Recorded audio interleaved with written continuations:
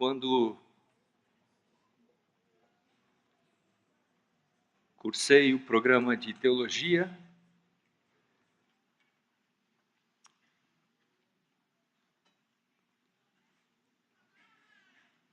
os professores sempre enfatizavam um pensamento: pregue cada sermão como se fosse o último.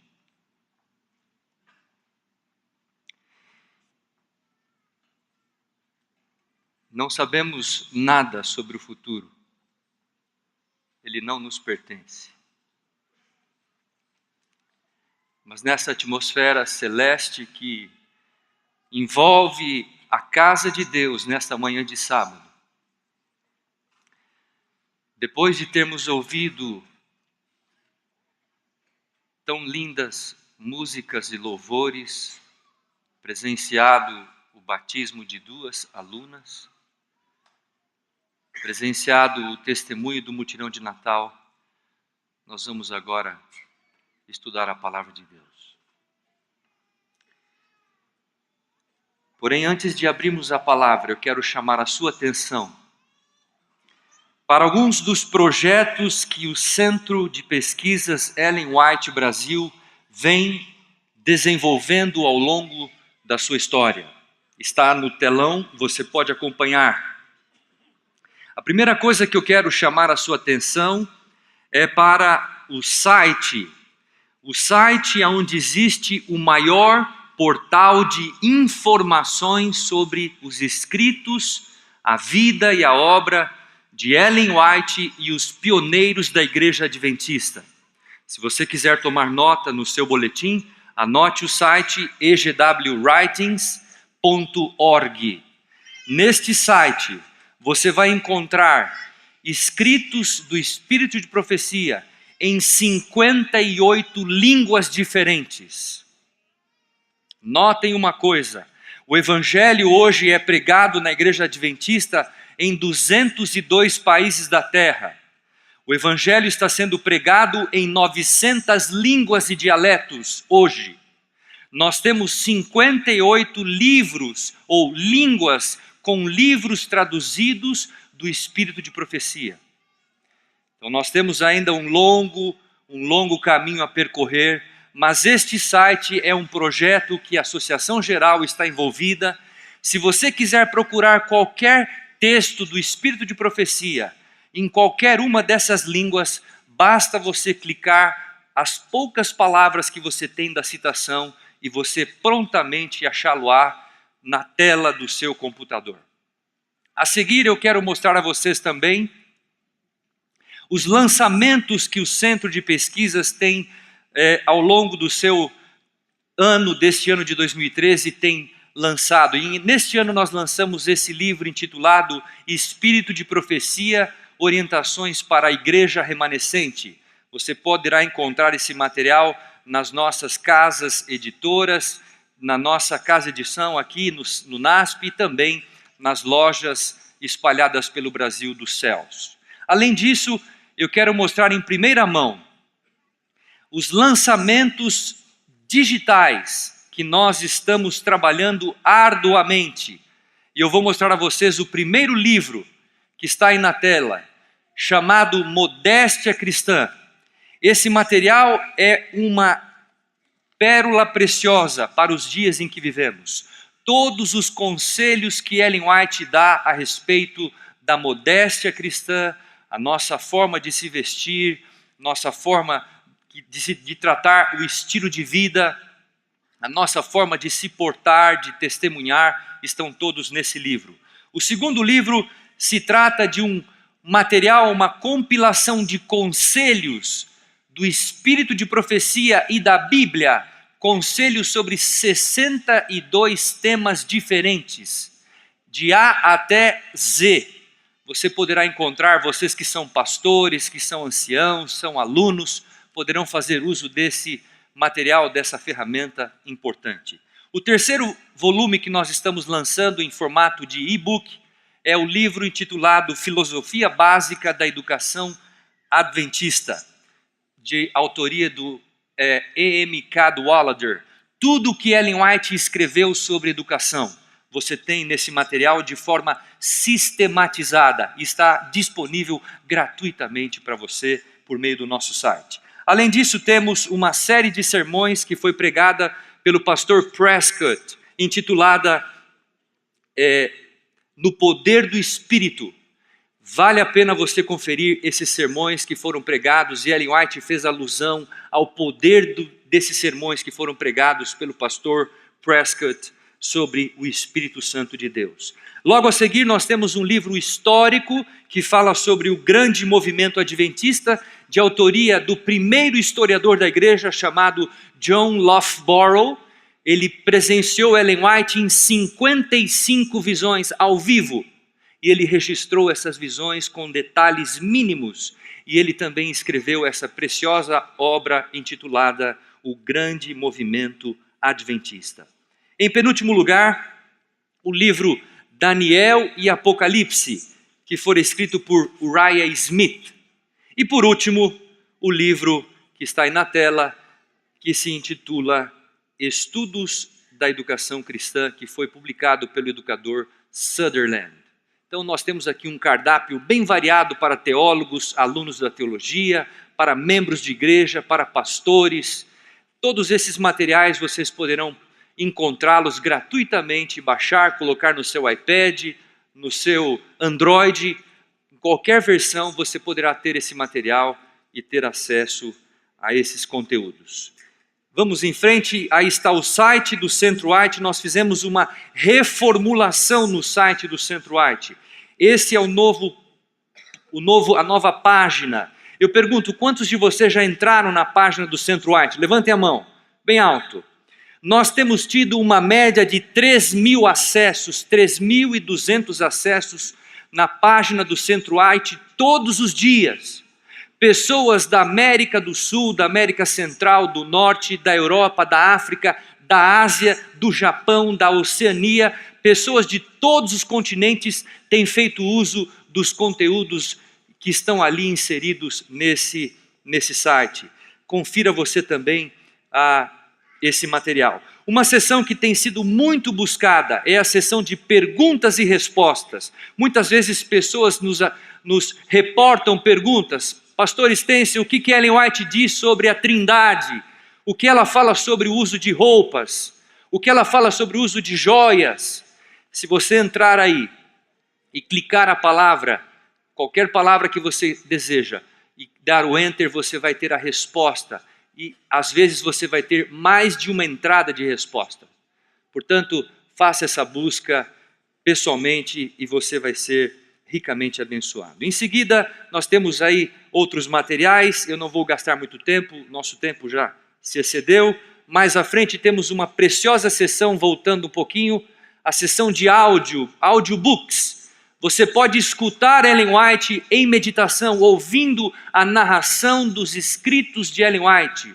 Desejar a todas as nações, grande conflito, está sendo agora narrado esse conteúdo e você pode escutar no carro ou em casa, meditando nessas palavras. À frente temos aí mais conteúdos e agora encerrando, eu quero mostrar os projetos futuros que nós estamos envolvidos para os próximos anos. Nós estamos desenvolvendo o histórico da Faculdade de Teologia do NASP. São 100 anos de estudo. Nós estamos compondo esse estudo, já estamos com quase 50 páginas de material. O aluno William Tim, em minha companhia, estamos trabalhando arduamente para poder entregar esse material que será publicado em formato de um livro. Um outro material será a publicação do mais importante pioneiro da Igreja Adventista. Se trata aqui no Brasil, se trata do Dr. John Lipke. Dr. John Lipke. Nós estamos trabalhando para elaborar a biografia, que não existe nada ainda escrito de forma oficial sobre ele. Estamos também trabalhando na biografia de Zolina Waldvogel. Em 2014, ano que vem, comemoraremos os 140 anos do envio de Andrews para a Europa em missões e faremos aqui uma programação especial. E no ano de 2015, o NASP estará completando 100 anos de existência. No ano em que Ellen White morreu, o NASP nascia lá em São Paulo, em Itapecerica da Serra. E para comemorar o nascimento do NASP e para lembrar a morte de Ellen White, nós, aqui no NASP, o NASP estará sediando o 11º Simpósio Teológico, Bíblico-Teológico da Igreja Adventista do Sétimo Dia em toda a divisão sul-americana. E o tema desse simpósio será Vida e Ensinos de Ellen G. White. Estaremos estudando a vida e a obra desta personagem. E para encerrar, muita coisa para vocês. Essa enciclopédia, wikiyasd.org, entre nesse site. É a nova enciclopédia da memória adventista. Todos vocês poderão participar dela. Por quê, pastor? Porque a plataforma dessa enciclopédia é semelhante à plataforma da Wikipédia, que é gratuita, não paga nada. Nós então estamos usando a mesma plataforma e você poderá escrever a história de pioneiros ou a história da sua igreja, do seu bairro, a história do seu grupo no bairro onde você mora, a história de alguma pessoa da sua família que foi pioneiro e a igreja não conhece. Você poderá conhecer. Aí está, e eu quero mostrar rapidamente o próximo slide. Aí está um pioneiro, o pastor Roberto Rabelo. Temos toda a história dele aí, a data de nascimento, filhos e todos os detalhes sobre a vida e a obra dele. Encerrando, não deixe de entrar nesse site e você será ricamente abençoado. Queridos amigos e irmãos em Cristo, eu queria que você agora curvasse a sua fronte para nós termos uma prece ao nosso Deus. Em reverência, vamos buscar a Deus.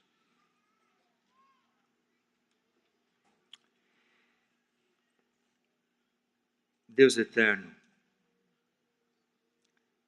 quantas bênçãos nós temos recebido de Tuas mãos.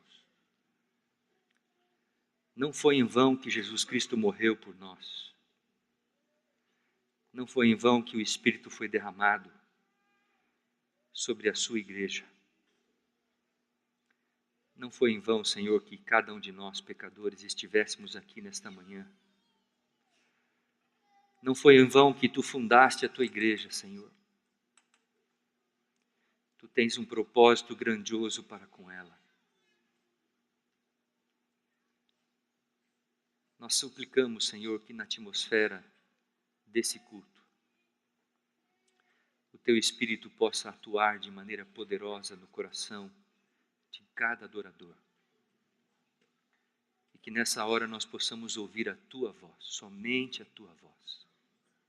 Que todo ruído cesse, porque nós desejamos ter um encontro pessoal com Jesus Cristo. Fala, portanto, ao nosso coração. Em nome de Jesus. Amém.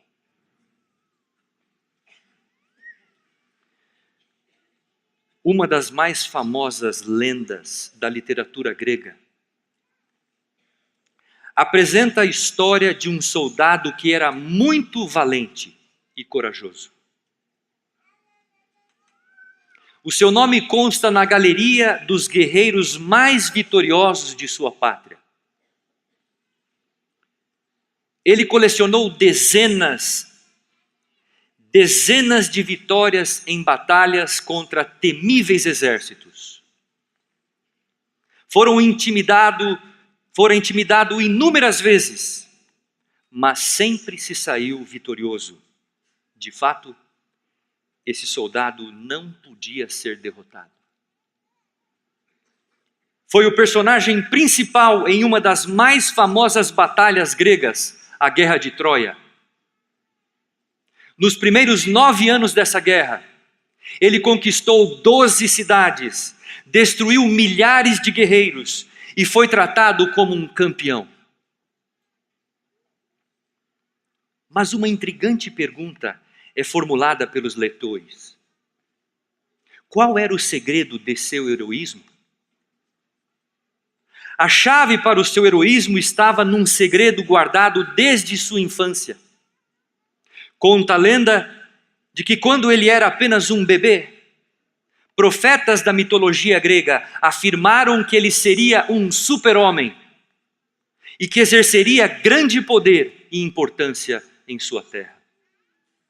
Assim, sua mãe Tétis levou até o rio Éstige e o imergiu primeiramente a sua cabeça e depois as demais partes do seu corpo. E desta forma, cada membro que tocou as águas daquele rio se tornou invencível. E assim, Aquiles viveu uma vida de campeão. Porém, Aquiles foi invencível até o dia em que ele encontrou o seu grande rival. Um rival que veio na forma de uma flecha envenenada, que atingiu o seu ponto mais frágil. De fato, o único ponto que não fora banhado por sua mãe nas águas do rio Éstige, o seu calcanhar. Local pelo qual ela segurou o seu filho para imergi-lo nas águas daquele rio. Na verdade, Aquiles não era um soldado invencível. Ele apenas não sabia qual era o seu ponto mais frágil. Essa lenda encerra algumas importantes lições para a nossa vida cristã. Nós fomos criados pelas mãos de Deus, fomos criados perfeitos, mas caímos em pecado. E a nossa natureza humana, o nosso eu, é o nosso grande calcanhar de Aquiles. E por isso, nunca podemos vencê-los por nossas próprias forças. Nossos esforços que visam contribuir para a nossa salvação não são apenas ineficientes, mas sobretudo contraprodutivos. Precisamos de um Salvador que esteja acima de nós. E Deus nos providenciou apenas um. O seu nome é Jesus Cristo. Nesta manhã, queridos, desejo refletir com vocês sobre alguns aspectos que revelam o processo de nossa salvação. E eu quero chamar a sua atenção, pedindo que você tome a sua Bíblia agora e abra a sua Bíblia no primeiro livro das Escrituras, no capítulo 25 do livro de Gênesis. Capítulo 25, para abrirmos esta mensagem intitulada O Ponto Mais Frágil. Vamos à palavra de Deus e vamos deixar Deus falar para nós nesta manhã de sábado. Abram todos vocês, todos que tenham a palavra, abram a palavra nesse momento para sermos abençoados por ela. A palavra de Deus nos diz, Gênesis 25, versículo 21, Gênesis 25 e o verso 21 ao 26 diz assim: Isaque orou ao Senhor por sua mulher, porque ela era estéril, e o Senhor lhe ouviu as orações. E Rebeca, sua mulher, concebeu. Os filhos lutavam no ventre dela. Então disse: Se é assim, por que vivo eu? E consultou ao Senhor. Respondeu-lhe o Senhor: 2 nações há no teu ventre, 2 povos nascidos de ti se dividirão. Um povo será mais forte que o outro, e o mais velho servirá o mais moço. Verso 24. Cumpridos os dias para que desse à luz, eis que se achavam gêmeos no seu ventre. Saiu o primeiro ruivo, todo revestido de pelo, por isso lhe chamaram Esaú. Depois nasceu o irmão, segurava com a mão o calcanhar de Esaú, por isso lhe chamaram Jacó. Era Isaque de 60 anos quando Rebeca lhes deu à luz. Que gravidez incomum! 2 crianças lutando dentro da barriga de sua mãe. Após 20 anos de esterilidade, Rebeca finalmente daria luz a 2 gêmeos guerreiros. E então ela pergunta: o que está se passando comigo? Qual era o plano de Deus? Nada era mais importante para uma mulher israelita do que dar à luz a uma criança, especialmente um menino. E aqui Rebeca dá à luz a 2 meninos. Após o nascimento dos gêmeos, a luta entre ambos continua. O segundo menino nasce segurando o calcanhar do primeiro. Era como que se o segundo tentasse colocar o primeiro de volta na barriga da mãe, para que ele pudesse nascer em primeiro lugar. E seus pais lhe chamaram de Jacó, que significa o agarrador de calcanhar ou enganador. E Esaú significa peludo. Esse relato nos apresenta um dos mais complexos personagens da Bíblia. Jacó se torna um dos mais intrigantes personagens das Escrituras Sagradas. O seu nascimento e nome refletem a experiência de sua própria vida. Inferior ao seu irmão em idade e talento, mas sempre obtendo vantagem por meio de sua astúcia e esperteza.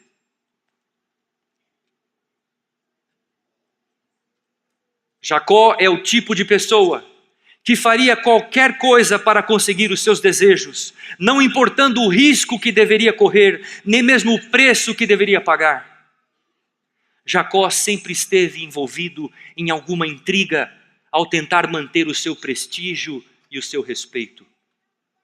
Mas mesmo não sendo primogênito, ele é o filho da promessa, o escolhido de Deus. Em sua mente, no entanto, ele acreditava que a promessa relativa a si mesmo não se cumpriria enquanto Esaú retivesse os direitos como primogênito.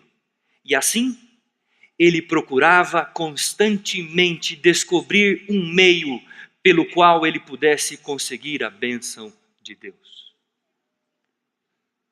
Dessa forma, amigos, Jacó iniciou sua carreira de enganos. Primeiramente, ele enganou o seu irmão Esaú quanto ao seu direito de primogenitura. A seguir, ele enganou o seu pai, que já não podendo mais enxergar, lhe concede a bênção da primogenitura. Sempre enganando e sendo enganado, Jacó passou a vida como um aventureiro, sempre brincando com a verdade. Sempre brincando com a verdade. Mas um aspecto notável nessa história é que Deus não o abandonou. Dessa maneira, em sua infinita graça e misericórdia, Deus lhe concedeu uma nova chance. Uma chance de salvação. Assim como Jacó nascera no 60º ano de seu pai Isaque, Jacó também renasceu espiritualmente no 60º ano de sua própria vida. Aqui está um homem nas Escrituras que nós podemos descrever o dia de sua própria reconversão. Vamos ler a palavra de Deus em Gênesis capítulo 32. Abra sua Bíblia em Gênesis 32, versos 22 até o verso 24. Gênesis 32, 22 a 24. E a palavra de Deus nos diz: levantou-se naquela mesma noite, tomou as suas 2 mulheres, suas 2 servas e seus 11 filhos, e transpôs o val de Jaboque. Tomou-os e fê-los passar o ribeiro, fez passar também tudo o que lhe pertencia. Ficando ele só, e lutava com ele um homem até o romper do dia. Esse é o dia da reconversão. A noite mais longa da sua existência, a prova de fogo de sua vida. Jacó recebera notícias de que seu irmão Esaú e 400 homens guerreiros estavam a caminho para matá-lo. E pela primeira vez na vida, Jacó não tem nenhuma alternativa ou solução para o problema. Jacó não tem nenhum artifício para resolver a situação. Em desespero e sem saber o que fazer, em meio àquela situação, ele divide sua família em 2 grupos e os envia em direções opostas, esperando que se o exército de Esaú os atacasse, pelo menos um grupo sobreviveria. Naquele momento, sozinho, no escuro, no fundo do poço da sua vida, Jacó toma a decisão mais importante da sua existência. Ele decide passar a noite orando a Deus. De acordo com Patriarcas e Profetas, página 135, Jacó decidiu passar a noite orando a Deus. E sabem por que Jacó decidiu orar, meus amigos? De acordo com os testemunhos, as maiores vitórias de um cristão não são ganhas pelo talento ou pela educação, pela riqueza ou pelo favor dos homens, mas são as vitórias ganhas na sala da audiência com Deus. Quando uma fé cheia de ardor e agonia lança a mão do braço forte e poderoso da oração com Deus. Amém? E ali, queridos, no vale do rio Jaboque, Jacó se assentou sozinho no escuro, esperando para saber qual seria o seu destino, qual seria a sua sorte. No entanto, é interessante observar que enquanto Jacó andava como um andarilho, desprotegido, fugitivo, a Bíblia nos mostra em Gênesis capítulo 28, de que alguns anos atrás, antes dele ter essa experiência com o anjo no capítulo 32, Deus apareceu a Jacó em uma visão. Anjos subiam e desciam por meio de uma escada. Todos conhecemos esta belíssima visão, uma extraordinária visão. A escada apresentada por Deus naquela visão simbolizava a pessoa de Jesus Cristo, o Messias prometido. Mas é interessante notar, amigos, irmãos em Cristo, de que naquela noite Jacó fez um voto com Deus. Mas notem, Jacó fez um voto com Deus, mas ele ainda não havia passado pela experiência da genuína conversão. De fato, ele continuava a viver uma vida de autossuficiência, usando suas próprias mãos para obter os seus desejos. Ele tinha algo a aprender ainda quanto ao processo da salvação. De fato, Jacó não tinha uma visão clara quanto à gravidade e à ruína que o pecado estava exercendo em sua própria vida. O pecado destrói, o pecado corrói, o pecado degrada, o pecado degenera, o pecado mata. É isso que o pecado faz conosco, quando nós cedemos à nossa natureza e tentamos controlá-la com nossas próprias forças. Jacó perdeu a noção quanto à força do pecado em sua vida. E até aquele instante, ele não demonstrara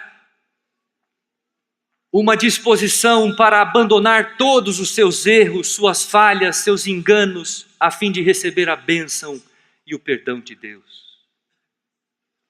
Meus queridos amigos e irmãos em Cristo, muitas vezes, como cristãos, agimos como Jacó e perdemos a visão de como o pecado é enganoso e suicida.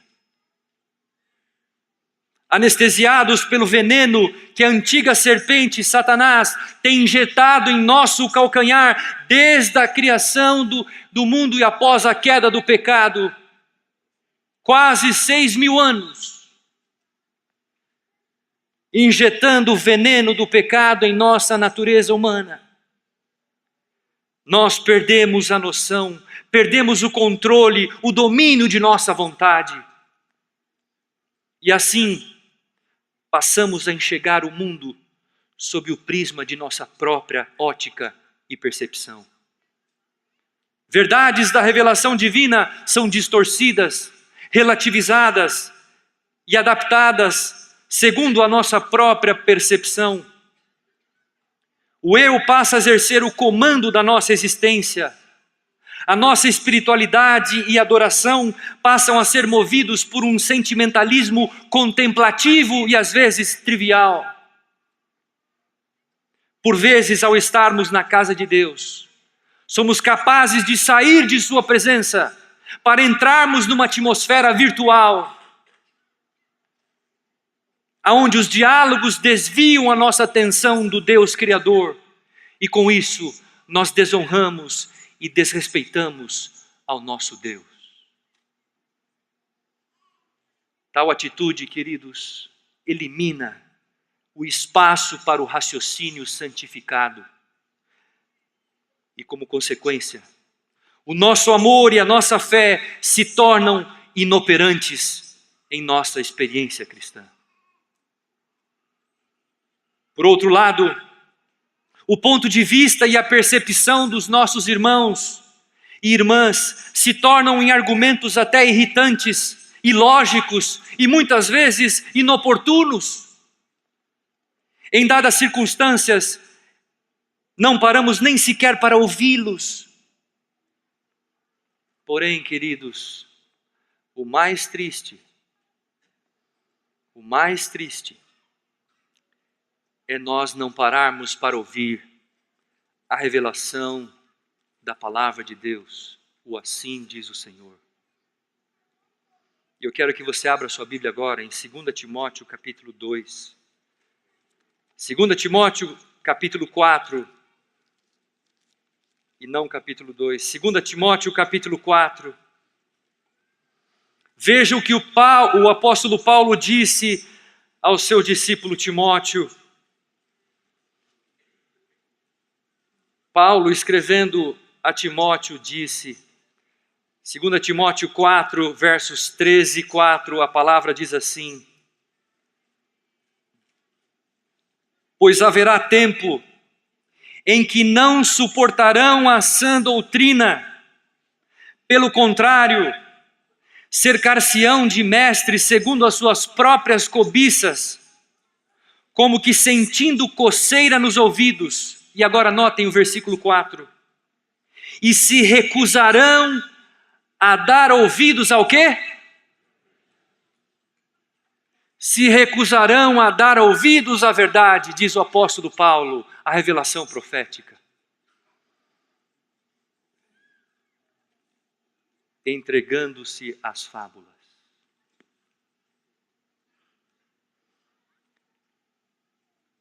Ellen White complementa esse pensamento dizendo à igreja do século 21, a igreja a que nós pertencemos, ela diz: os que têm grande luz e nela não têm andado, terão trevas correspondentes à luz que desprezaram. Vou repetir. Os que têm grande luz e nela não têm andado, terão trevas correspondentes à luz que desprezaram. Testemunhos para Ministros, página 163.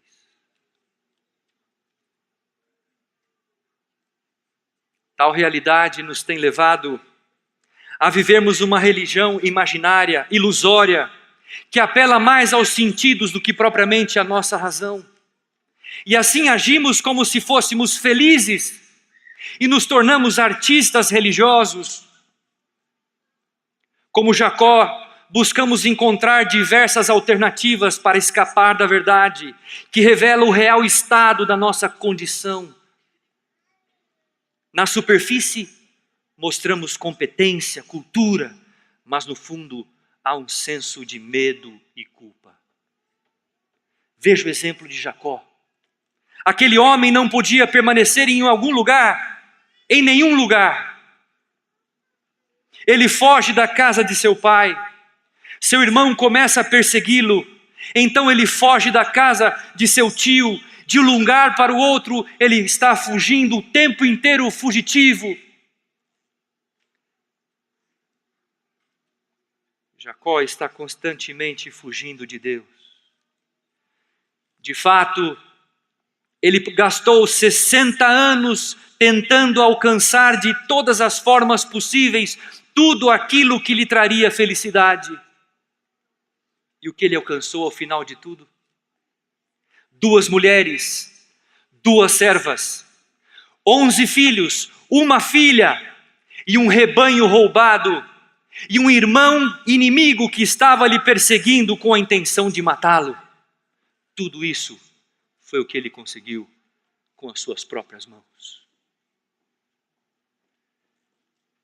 Mas é nesse ponto, meus queridos, é nesse ponto, no fundo do poço de sua existência, que ele finalmente compreende a sua real condição. É nesse ponto que ele tem um encontro pessoal com Deus. E eu quero que você abra de novo a sua Bíblia em Gênesis capítulo 32. Voltemos ao relato do profeta Moisés em Gênesis 32. E vejamos o que a palavra de Deus nos diz a respeito desse encontro.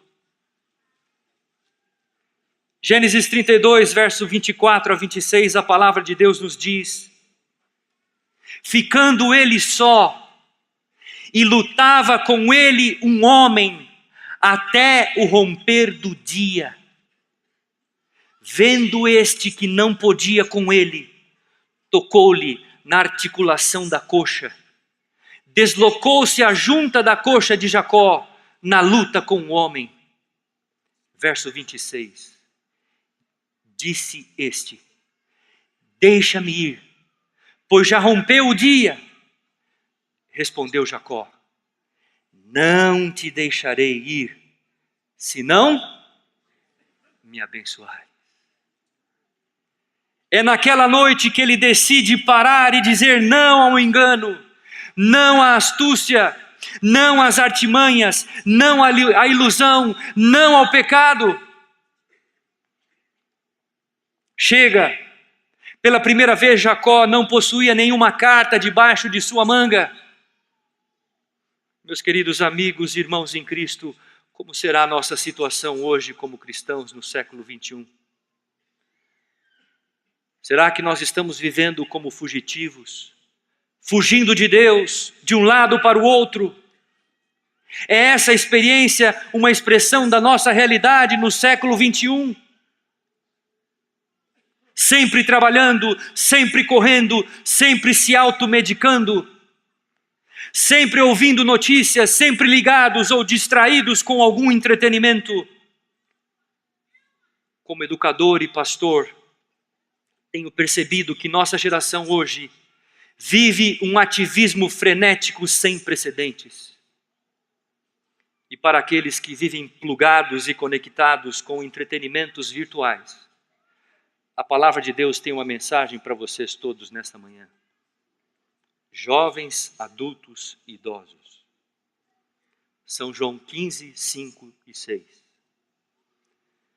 O apóstolo João nos diz nesse texto conhecido as palavras de Jesus Cristo. É Jesus que está falando a nós hoje. E ele diz: eu sou a videira, vós sois os ramos. Quem permanece em mim e eu nele, esse dá muito fruto, porque sem mim nada podeis fazer. Porém, notem o versículo 6. Se alguém não permanecer em mim, será lançado fora. Se alguém não estiver plugado em mim, conectado em mim, está dizendo Jesus, esse será lançado fora. Essas são as palavras de Jesus Cristo a todos nós hoje. Será lançado fora à semelhança do ramo, e secará, e o apanham, e o lançam no fogo, e o queimam.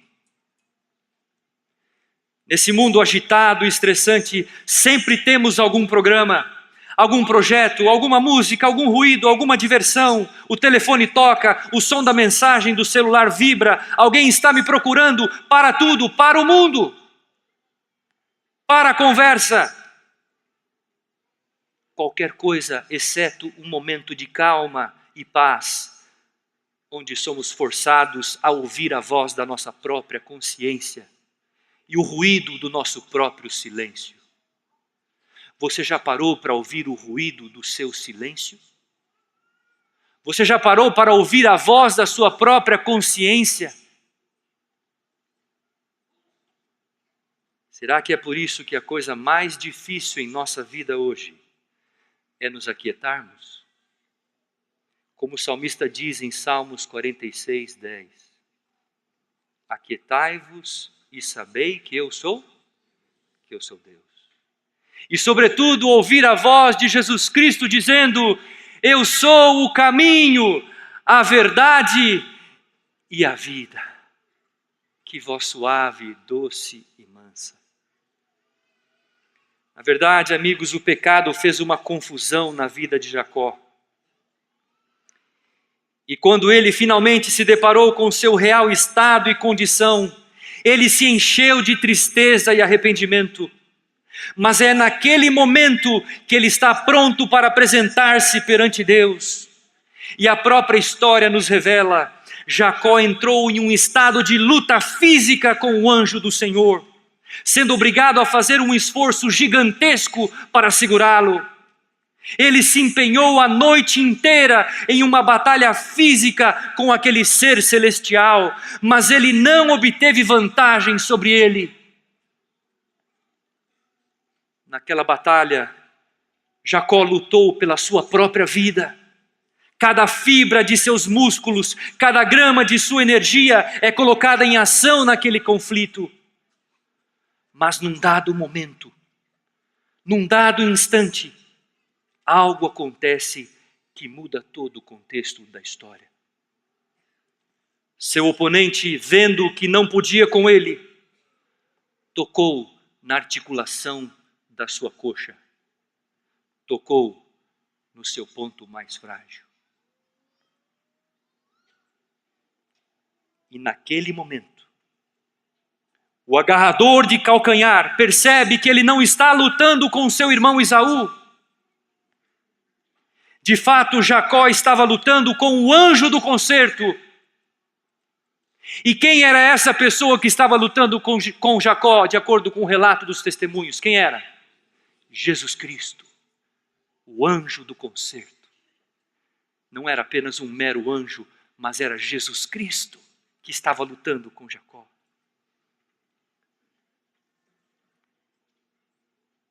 E naquela luta, Jacó se rende ao poder e à força de Jesus Cristo. Aquele era o momento de Jacó colocar a sua vida em ordem. E do mais profundo de sua alma, ele clama em desespero: eu não te deixarei ir, se não me abençoares. A sujeição e a entrega de Jacó, meus queridos, foi completa, plena. E Jacó recebeu o que ele mais precisava: o perdão e a graça de Deus. E assim Jacó pôde descansar. Mas no versículo 30 do capítulo 32, eu quero que você abra a sua Bíblia. Capítulo 32, versículo 30. A palavra de Deus diz: aquele lugar Jacó Aquele lugar chamou Jacó Peniel, pois disse: vi Deus face a face, e a minha vida foi o quê? Foi salva. A minha vida foi salva. Deus ofereceu a sua graça, o seu perdão, e Jacó prontamente aceitou essa oferta divina. E naquele momento, ele experimentou a genuína conversão. Meus queridos amigos e irmãos em Cristo,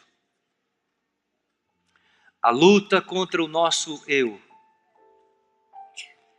é a maior batalha que já foi ferida em toda a história do grande conflito.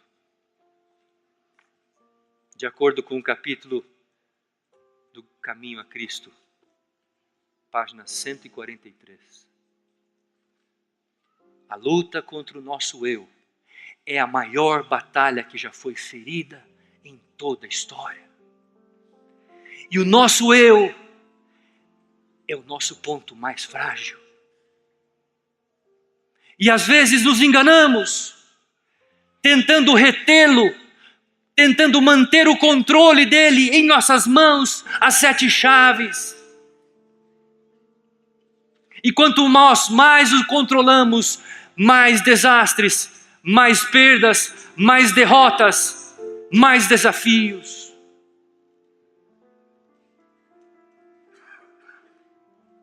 Mas os testemunhos da serva do Senhor, ela nos traz um convite belo, belíssimo. Deus não quer que ninguém perca o seu livre-arbítrio.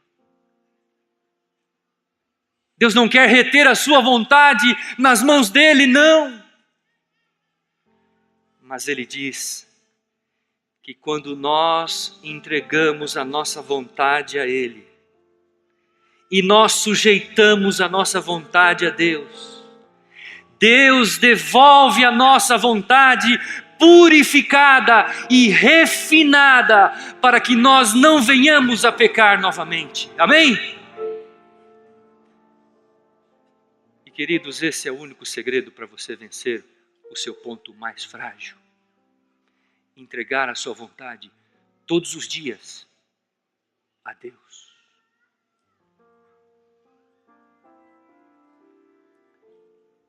Será que nesta manhã eu estou falando para alguém que, como Jacó, está andando como fugitivo de Deus?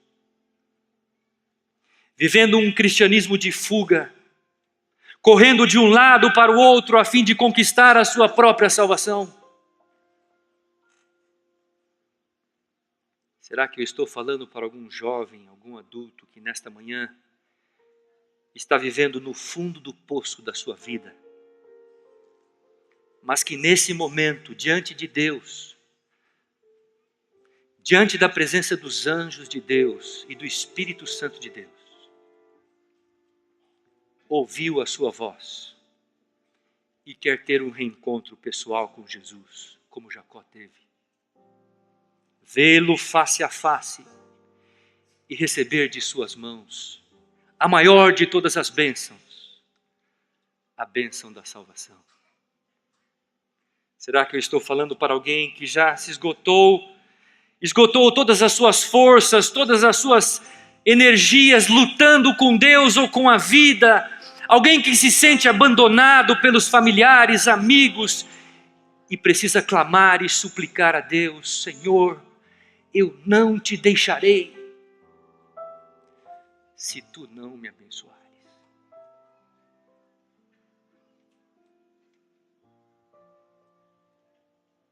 Enquanto a música toca, enquanto o Gabriel canta,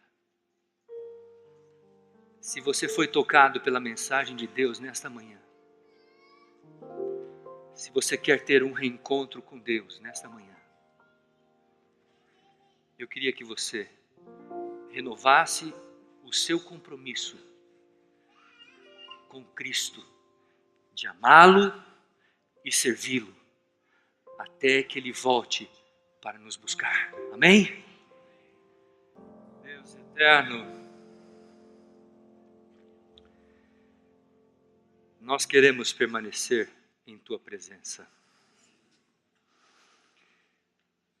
Assim como Jacó, nós queremos dizer-te: não nos deixes sem a tua bênção.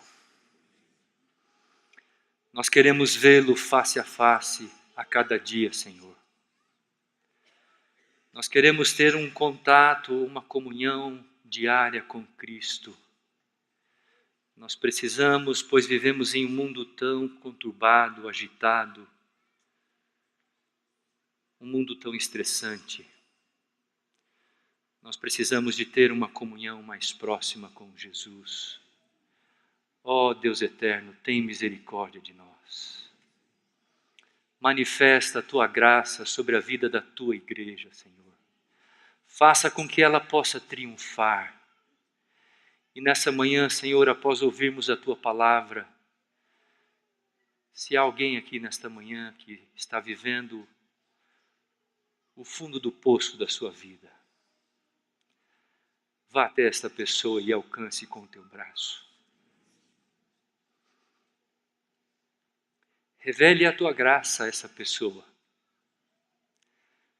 Dá a essa pessoa o teu perdão. E acima de tudo, a tua salvação. E agora despeça-nos a todos com a tua bênção e com a tua paz. Pois oramos em nome de Cristo Jesus, o nosso eterno Salvador. Amém.